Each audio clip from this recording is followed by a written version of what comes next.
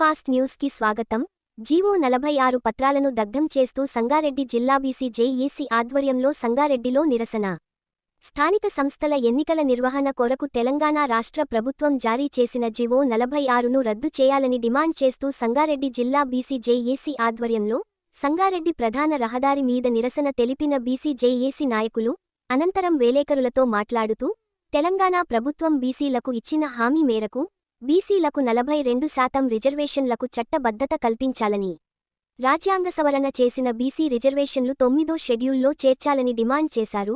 ఈ కార్యక్రమంలో BC JAC chairman P Prabhugoud, coordinator Y Ashok Kumar, working chairman Gokul Krishna, vice chairman Sridhar Mahendra, convener Mallikarjun Patil, co-convener Lakshmi, Mangagoud, Naga Rani Veeramani, Shruthigoud, BC విద్యార్థి సంఘం ఉపాధ్యక్షులు సాయి భాష, నాయి బ్రాహ్మణ సంఘం అధ్యక్షుడు నాగభూషణం, గోపాల్, శ్రీనివాస్, పద్మశాలి విఠల్, విశ్వపతి తదితరులు పాల్గొన్నారు.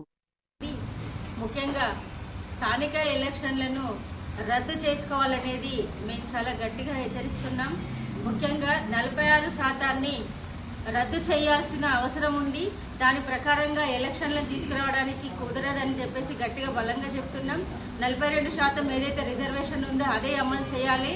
9 షెడ్యూల్ని ఏదైతే ఉందో అసెంబ్లీలో తీర్మానం చేసిరో దాన్ని మాత్రమే అమలు చేయాల్సిన అవసరం ఉంది. కాబట్టి ఏదైతే స్థానిక ఎలక్షన్లను కాంగ్రెస్ ప్రభుత్వముకు మళ్ళొకసారి హెచ్చరిస్తున్నాము. మీరు ఏదైతే స్థానిక ఎన్నికలను తీసుకురావడానికి సిద్ధంగా మీరు ముందుకు వచ్చిందో దాన్ని రద్దు చేసుకోవాల్సిన అవసరం. బీసీలకు మాత్రము అన్యాయం చేస్తున్నారు, బీసీలను మాత్రం వాడుకుంటున్నారని చెప్పేసి ఈ సభాముఖంగా మేము హెచ్చరిస్తున్నాం. తెలంగాణలో బీసీలకు 42% రిజర్వేషన్ కల్పిస్తూ జీవో నంబర్ 9ని రాష్ట్ర ప్రభుత్వం విడుదల చేసింది. దానికి చట్టబద్ధత కల్పిస్తామని కూడా మంత్రివర్గంలో 2 సార్లు ఆమోదం కూడా చేయడం జరిగింది. అయినప్పటికీ కోర్టులో వచ్చిన దాన్ని మరి అడ్డంకిగా చూపుతూ వెంటనే దాన్ని వెనక్కి తీసుకొని 46 జీవోను తీసుకొచ్చి పార్టీ పరంగా 42% రిజర్వేషన్ ఇస్తాం తప్ప చట్టపరంగా ఇప్పుడు సాధించలేమని మరి బీసీల నోట్లో మట్టి కొట్టినట్టు ఇవాళ రిజర్వేషన్లు వెనక్కి తీసుకోవడం అనేటువంటిది సరైనది కాదు. కనుక రాష్ట్ర ప్రభుత్వం వెంటనే చట్టబద్ధత కల్పించడానికి కేంద్ర ప్రభుత్వం వద్దకు అఖిలపక్షాన్ని తీసుకెళ్లాలి. అట్లాగే చట్టం చేయించి 9వ షెడ్యూల్లో చేర్చిన తర్వాత మాత్రమే స్థానిక సంస్థలకు ఎన్నికలకు పోవాలని చెప్పి ఈ మేరకు తెలంగాణ బీసీ జేఏసీ ఆధ్వర్యంలో సంగారెడ్డిలో జీవో నంబర్ 46ను తగలబెడుతూ దాన్ని వ్యతిరేకిస్తా ఉన్నాం. సంగారెడ్డి జిల్లా బీసీ జేఏసీ బీసీ సంఘం కార్యాలయంలో సమావేశం ఏర్పాటు చేసి మరి ప్రభుత్వము ఇచ్చినటువంటి 9th షెడ్యూల్ను వాపసు తీసుకొని 46 జీవోను తీసుకొచ్చి ఆ జీవో ప్రకారము రిజర్వేషన్ కల్పిస్తూ స్థానిక సంస్థల ఎలక్షన్లకు సర్పంచ్ ఎలక్షన్లకు పోవడానికి సిద్ధమైంది. దాన్ని అందరూ కూడా ఈ గుప్తకంఠంతో తెలంగాణ వ్యాప్తంగా మరి వ్యతిరేకిస్తూ దానికి సంబంధించినటువంటి ఈ రిజర్వేషన్లను మేమంతా వ్యతిరేకిస్తూ ఇవాళ దాని ప్రతులను తలబెడుతున్నామని చెప్పి మరి ప్రభుత్వాన్ని ఇప్పుడైనా కమ్యూనిటీ కలిగి మరి న్యాయం చేయాలని చెప్పి డిమాండ్ చేస్తున్నాం. కోసం తెలంగాణ ప్రభుత్వం జారీ చేసిన జీవో 46ను వెంటనే రద్దు చేసి బీసీలకు 42% రిజర్వేషన్లపై చట్టబద్ధత కల్పించి రాజ్యాంగ సవరణ ద్వారా మరి 9వ షెడ్యూల్లో చేర్చి వచ్చే పార్లమెంట్ సమావేశాల్లో రాజ్యాంగ సవరణకు తెలంగాణ ప్రభుత్వము తెలంగాణ ఎంపీలు పార్లమెంటులో మరి తమ గలం నిలిపించి మరి రాజ్యాంగ సవరణకై 9వ షెడ్యూల్లో 42% రిజర్వేషన్లు చేర్చడానికి ఉద్యమించాలని అన్ని పార్టీల అఖిలపక్ష సమావేశాన్ని ఏర్పాటు చేసి ఢిల్లీకి మరి ప్రధానమంత్రి గారిని రాష్ట్రపతి దగ్గరకు తీసుకెళ్లాలని తెలంగాణ రాష్ట్ర ముఖ్యమంత్రి గారికి రేవంత్ రెడ్డి గారికి బీసీ జేఏసీ తరఫున డిమాండ్ చేస్తూ ఉన్నాం. బీసీలకు తప్పకుండా 42% కామారెడ్డి డిక్లరేషన్లు ఏ విధంగా హామీ ఇచ్చారో ఆ హామీని తెలంగాణ ప్రభుత్వం నిలబెట్టాలని మేము డిమాండ్ చేస్తూ ఈరోజు 42% జీవోను రద్దు చేయాలని వెనక్కి తీసుకోవాలని బీసీ జేఏసీ పక్షాన డిమాండ్ చేస్తా ఉన్నాం. ఈరోజు ఏదైతే తెలంగాణ రాష్ట్రంలో స్థానిక సంస్థల ఎలక్షన్లో 46 జీవోని ఏదైతే తీసుకొచ్చి ఈరోజు బీసీల పక్షాన కుట్ర పొందుతుండ్రో అది రాష్ట్ర ప్రభుత్వం మానుకొని 42% రిజర్వేషన్ అమలయ్యే విధంగా రాష్ట్ర ప్రభుత్వం చర్య తీసుకోవాలని చెప్పేసి ఈ సందర్భంగా తెలియజేస్తూ, మరి అలాగే ఇంతకుముందు కేసీఆర్ ఉన్నటువంటి ఏదైతే రిజర్వేషన్లు ఉన్నాడో అదే రిజర్వేషన్ పరంగా నడిపిస్తున్నారు కాబట్టి అది మానుకొని 42% రిజర్వేషన్ బీసీలకు వచ్చే 42% తోటే స్థానిక ఎలక్షన్లు ముందుకు తీసుకుపోవాలనే అన్ని డిమాండ్ చేస్తూ ఉన్నాం. నమస్కారం. ఈరోజు సంగారెడ్డి జిల్లా బీసీజేఏసీ చైర్మన్ ప్రభుగౌడ్ ఆధ్వర్యంలో ఒక ప్రెస్ నోట్ ఏర్పాటు చేసి ఈ సమావేశానికి మా ముఖ్య సలహాదారులు అశోక్ సార్ గారు, మా కన్వీనర్ మా జేఏసీ వైస్ చైర్మన్ మహేందర్ గారు మరియు vice working chairman Gokul Krishna గారు, లక్ష్మక్క గారు కన్వీనర్లు, నాగరమణి, నాగరాణి, మానస, మన శృతి మేడం, వీరమణి గారు, మంగగౌడ్ గారు, మిగతా మా సహోదరులు అందరూ ఇచ్చేసి ముఖ్యంగా నిన్న 46 జీవోలు గవర్నమెంట్ విడుదల చేసి దాని ప్రకారం రిజర్వేషన్లు కల్పించింది. అయితే 42% ఇస్తామన్నారు. దాన్ని చూసి మళ్ళీ పాత రిజర్వేషన్లు 22% ఇస్తున్నారు మన బీసీలకి. మొదలేమన్నా 42% ఇస్తామన్న దానిలో 22%లో మళ్ళీ ఇష్టారాజ్యంగా తీసారు. ఉదాహరణకు చౌటకూరు మండల్లో 3 గ్రామాలలో ఒక్క బీసీ వార్డు కూడా రాలేదు. ఎందుకు అసలు బీసీలు అక్కడ లేరా? ఇంతకుముందు ఒక బీసీ సర్పంచ్ అక్కడ బొమ్మారెడ్డి కూడా మన గ్రామంలో బీసీ సర్పంచ్ కూడా ఉన్నారు. అలాంటి గ్రామంలో ఈరోజు బీసీ వార్డు లేకుంటే ఇట్లా మీరు ఎలక్షన్లకు వెళ్తారు. బీసీలకు రిజర్వేషన్ లేకుండా వార్డు మెంబర్లు కూడా బొమ్మారెడ్డి కూడా, మళ్ళీ పోసంపల్లి, లింగంపల్లి ఇలాంటి తప్పప్పులు చాలా జరిగినాయి. అన్నీ సవరించి అసలు సర్పంచ్ ఎలక్షన్లకి ఇలా వెళ్తున్నారు మీరు 46 జీవో ప్రకారం. మీరు 42% పెట్టినాకనే సర్పంచ్ ఎలక్షన్లు కానీ ఎంపీటీసీ జెడ్పీటీ ఎలక్షన్లు చేస్తామన్నారు. వీటిని రద్దు చేసి 42% బీసీలకు కల్పించి ఎలక్షన్లకు పోవాలని ఈ సభాముఖంగా ఈ జేఏసీ తరఫున మేము విన్నవించుకుంటున్నాం. బీసీ సంక్షేమ సంఘం ఆధ్వర్యంలో మేము ఒక ప్రెస్ నోట్ అనేది ఇవ్వాలని అనుకుంటున్నాము. మేము ఎంతున్నామో మాకు అంత ఇవ్వమని అడుగుతున్నాం. మేము ఎవరిని భిక్షం అడగట్లేదు. రాష్ట్ర ప్రభుత్వాలను కానీ కేంద్ర ప్రభుత్వాలను కానీ మేము భిక్షం అడగట్లేదు. మేము ఎంత మా పర్సంటేజ్ ఎంత ఉంటే మాకు దాంట్లో 42% కదా అడుగుతున్నది. అంతకు మించి మేము అడగట్లేదు. దానిలో ఈ 46 జీవో తీసుకొచ్చింది ఎందుకు? ఎవరిని ఉద్ధరించడానికి, ఎవరిని మోసం చేయడానికి. ప్రభుత్వాలకి చిత్తశుద్ధి లేదా? కేంద్ర ప్రభుత్వం అయినా రాష్ట్ర ప్రభుత్వం అయినా ప్రజల పక్షాన ప్రజల కోసం అని అంటున్నారు. కాంగ్రెస్ గవర్నమెంట్ కూడా వీళ్ళు అసలు ఏం చేస్తున్నారు? ఏది చేసినా కానీ ప్రజలకి న్యాయం జరిగేలాగా చేయాలి. 46 జీవోని తీసుకొచ్చింది ఎందుకు? 46 జీవో వల్ల ఎవరికి ఎలాంటి న్యాయం కూడా జరిగేది లేదు ఇక్కడ. దాన్ని వెంటనే రద్దు చేయాలని మేము బీసీ సంక్షేమ సంఘం తరఫున డిమాండ్ చేస్తున్నాము. ఒకవేళ కనుక అది రద్దు చేయకపోతే మేము ఎక్కడి వరకైనా వెళ్ళడానికి మేము రెడీగా ఉన్నాము. ఈరోజుగా ఎందుకు ఇదంతా గవర్నమెంట్లోకి చిత్తశుద్ధి లేదా? ప్రజల పక్షం నిలబడట్లేదా? మరి బీసీల కోసం మేము ఏదో చేస్తాము, ఇంకేదో చేస్తామని చెప్పుడు ఎందుకు? అనవసరమైన మాటలు. కామారెడ్డి డిక్లరేషన్లో వీళ్ళు ఇచ్చిన మాటలేంటి? ఇప్పుడు చేస్తున్న పనులేంటివి? 9th షెడ్యూల్లో చేర్చామని మేము కేంద్ర ప్రభుత్వాన్ని ఒత్తిడి తీసుకురావడానికి రాష్ట్ర ప్రభుత్వంలో పనిచేసే కాంగ్రెస్ నాయకులలో బీసీలు లేరా? బీసీలు ఉన్నా కానీ ఎందుకు వాళ్ళు వ్యతిరేకించట్లేదు? ఇప్పుడు ప్రభుత్వానికి వ్యతిరేకత కాదు కదా ఇది. మన హక్కులు మనం కావాలని అనుకుంటున్నాం. మన హక్కులు మనం తెచ్చుకోవాలని మాత్రమే కదా మనం ఇంత ఉధృతంగా ఇంత పోరాటం చేస్తున్నా కనీసం కేంద్ర రాష్ట్ర ప్రభుత్వాలకి వెన్నుదట్టినట్టు కూడా అనిపించట్లేదా? మేము ఇంత కష్టపడుతున్నాం. మరి ఇంత కష్టపడుతున్న దానికి ఫలితం ఏమి కూడా రాలేదు. ఈరోజు 22%, 23% ఎవరికి కావాలి? అప్పుడెప్పుడో రాసిన రాజ్యాంగంకి ఇంకొక అంబేద్కర్ దిగి రావాలా రాజ్యాంగం రాయడానికి? అప్పుడున్న పాపులేషన్ ఎక్కడ? ఇప్పుడున్న పాపులేషన్ ఎక్కడ? అప్పుడున్న దాన్ని తీసుకొచ్చి ఇంకా అదే ముందుకి నడిపిస్తాము అంటే ఇంకో అంబేద్కర్ పుడితే కానీ రాజ్యాంగం మార్చరా? రాజ్యాంగంలో ఇదే రాసిపెట్టి ఉందా? ప్రతి ఒక్కరు కూడా రాష్ట్ర గవర్నమెంట్ కానీ కేంద్ర ప్రభుత్వాలు కానీ దిగి వచ్చి బీసీలకు సమన్యాయం జరిగేదాకా ఈ పోరాటం ఆగదు. ఆపడం అసలు జరగదు. ఏదైతే అదే కానీ మేము ఎంతున్నామో మాకు అంతే కావాలి. అంతకు మించి మేము ఎక్కువ అడగట్లేదు. అదే ఈడబ్ల్యూఎస్ కోటాలో రెడ్డిలకు అన్నీ ఇచ్చిండ్రు, అగ్రవర్ణాలకు అన్నీ ఉన్నాయి. మేము దానికోసం కొట్లాడట్లేదు కదా. మీ రిజర్వేషన్ మాకు అవసరం లేదు, మాది మాకే కావాలని మేము కోరుకుంటున్నాం. దీనికి మేము బీసీ సంఘం తరఫున ఫుల్ డిమాండ్గా మాట్లాడుతున్నాం. ఇది కాకపోతే ఇంకెక్కడికైనా ఢిల్లీ వరకు వెళ్ళడానికి కూడా మేము సిద్ధంగా ఉన్నామని హెచ్చరిస్తున్నాం. కేంద్ర రాష్ట్ర ప్రభుత్వాలకి ఇది ఒక హెచ్చరిక లాగానే ఉండాలి.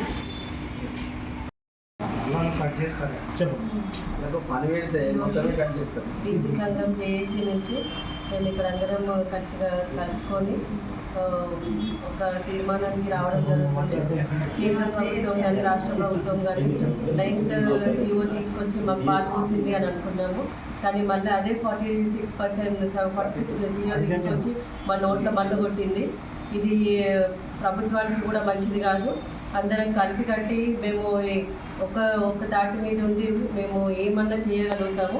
కాబట్టి కేంద్ర ప్రభుత్వానికి రాష్ట్ర ప్రభుత్వానికి హెచ్చరిస్తున్నాం.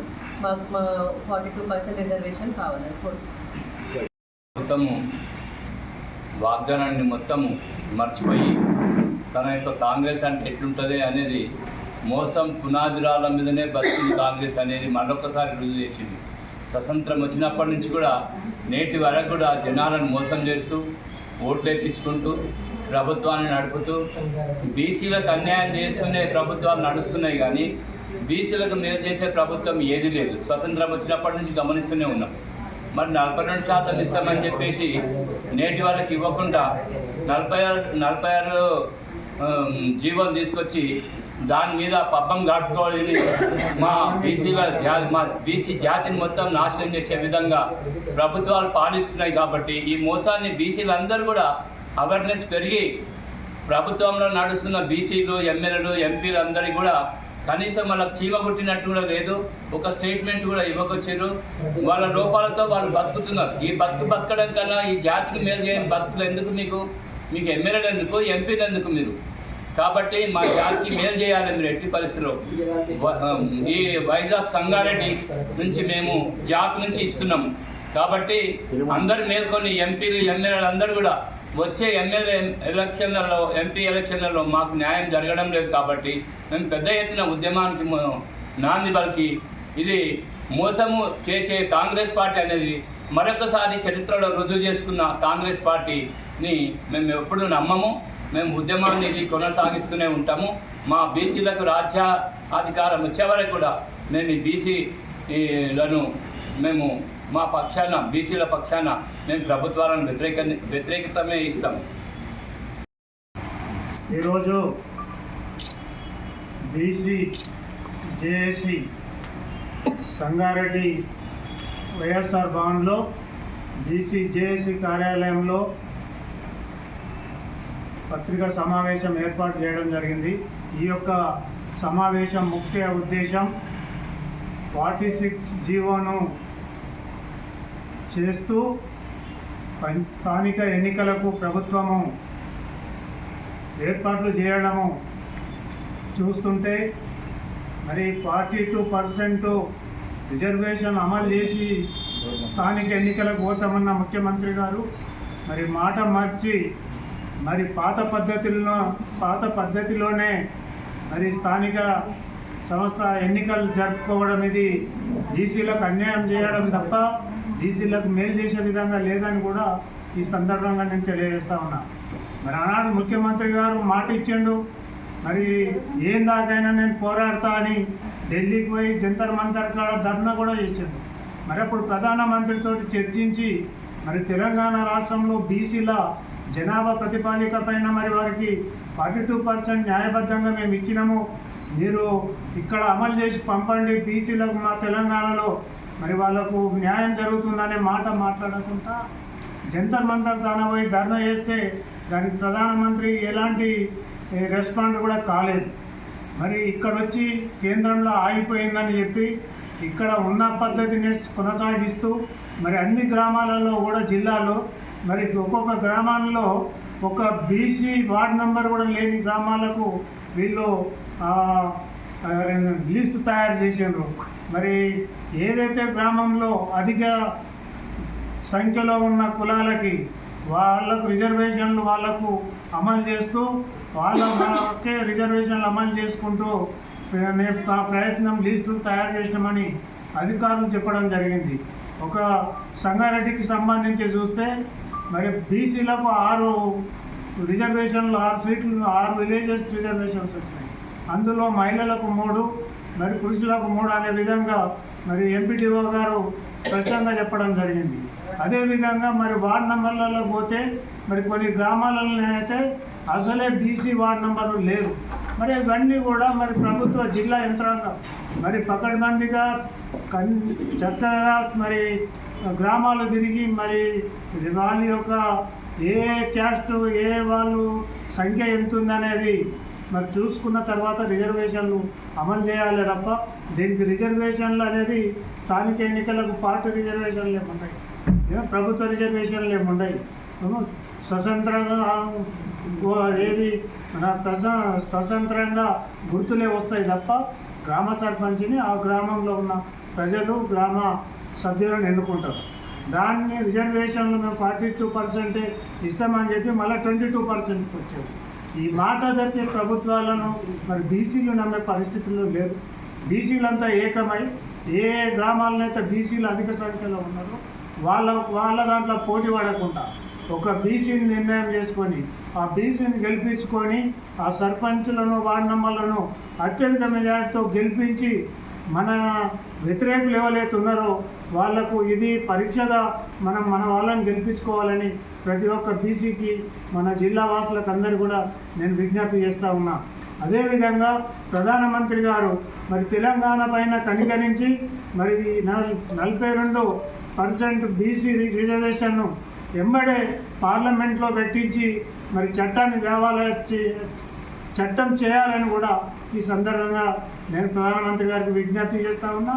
మరి మా మంత్రులు, మా ఎంపీలు, మా ఎమ్మెల్యేలు మరి ఎంతమంది బీసీ ఎమ్మెల్యేలు ఉన్నారో, ఎంతమంది బీసీ పార్లమెంట్ సభ్యులు ఉన్నారో, ఎంతమంది రాజ్యసభ సభ్యులు ఉన్నారో, ఎంతమంది ఎమ్మెల్సీలు ఉన్నారో, ప్రతి బీసీలో పదవులు అనుభవిస్తున్న వాళ్ళు మరి బీసీ చేస్తున్న పోరాటాలకి వాళ్ళు మద్దతు ఇచ్చి మరి రేపు డిసెంబర్ 10లో మరి ఢిల్లీ పోయే కార్యక్రమంలో మీరంతా వచ్చినట్టయితే మరి ఢిల్లీలో ప్రధానమంత్రి దిగొచ్చి మన రిజర్వేషన్లు అమలు చేసే అవకాశాలు కూడా తప్పకుండా ఉంటాయని మరి మా తెలంగాణ రాష్ట్ర జేఏసీ చైర్మన్ గారు ఆర్ కృష్ణయ్య గారు మరి అదేవిధంగా రాజ్యసభ సభ్యుడు మరి ఆయన నాయకత్వంలో ప్రధానమంత్రిని కలిసి మన తెలంగాణ బీసీలకు రావాల్సిన 42%ను మనము అమలు చేసుకోవాల్సిన బాధ్యత ప్రతి ఎంపీ ఎమ్మెల్యేల మీద ఉందని ఈ సందర్భంగా నేను తెలియజేస్తా ఉన్నా.